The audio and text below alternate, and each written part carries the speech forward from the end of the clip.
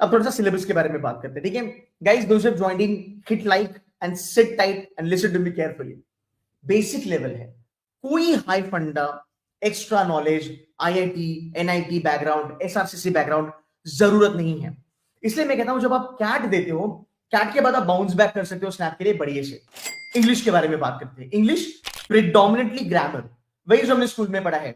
Subject, verb and agreement, tenses, भूतकाल, भविष्यकाल, जो भी 12 टेंसेस है अपने, उसके सब पार्ट वो कर लो, वो काम आ जाएगा। वोकैबुलरी मोस्टली अपना वर्ड पार मेडिजी से आता है। रूट वाले जो वोकैब्स है वो मिल जाते हैं आपको, राइट। आरसी की दिक्कत नहीं है, आरसी यहाँ पे आता नहीं है। प्रेफिक्स सफिक्स वाले क्वेश्चंस आते हैं, प्रोवर्ब वाले क्वेश्चंस आते हैं, इडियम्स वगैरह आते हैं। काफी स्ट्रेट फॉरवर्ड है। अगर आपने ग्रामर वगैरह कर लिया, आपकी लाइफ है। बेसिक लेवल की चीज आती है, तो हो गया आपका इंग्लिश। अब लॉजिकल रीजनिंग के बारे में बात करें। लॉजिक में ट्रेडिशनल लॉजिक भर भर के आता है। इसके भी ऊपर सबसे बेस्ट चीज है जो मुझे बहुत अच्छी लगती है, that's called as critical reasoning. assumption, inference, course of action, cause and effect, conclusion, ये सब argument, ये सब चीजें आती है। अब यार आपको ये चीजें ना जीमैट लेवल पे पढ़ाई करने का कोई जरूरत नहीं है।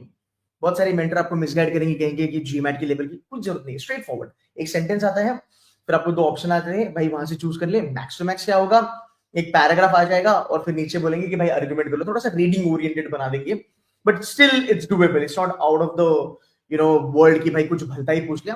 They don't do that. तो मुझे लगता है काफी स्टैंडर्ड एग्जाम है।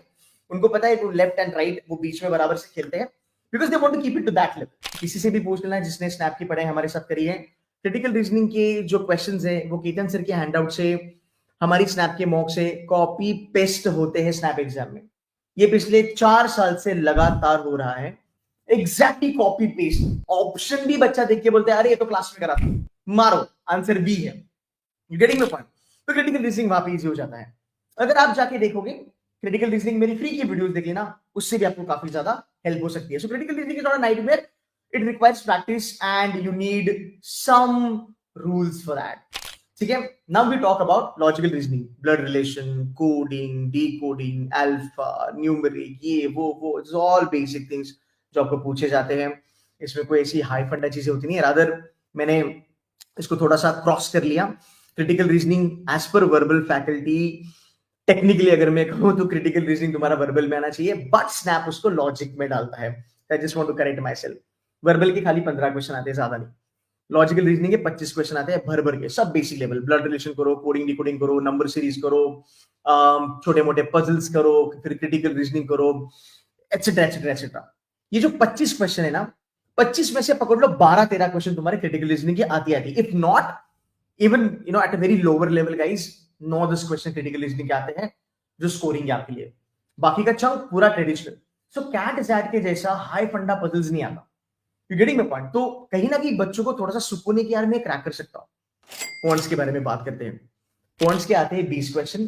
Quants data interpretation, data sufficiency को मिला के 20 क्वेश्चन आते हैं। उसमें भी पकड़ लो 10 क्वेश्चन तो आपके अरिथमेटिक के आएंगे। वापस एक बार मैं कह रहा हूं, अरिथमेटिक बाबा की जय। अरिथमेटिक बाबा विल ऑलवेज सेव यू। कोई भी एग्जाम में जाओ, arithmetic will always be a saviour for you. So arithmetic अच्छे से कीजिएगा। इधर मॉडर्न मैथ्स आता है थोड़ा बहुत, ज्योमेट्री वगैरह भी आता है, थोड़े से हिकअप्स आपको लगेंगे, बट हमें ये जानना जरूरी है कि boss SNAP is going to be a little surprising वाला एग्जाम।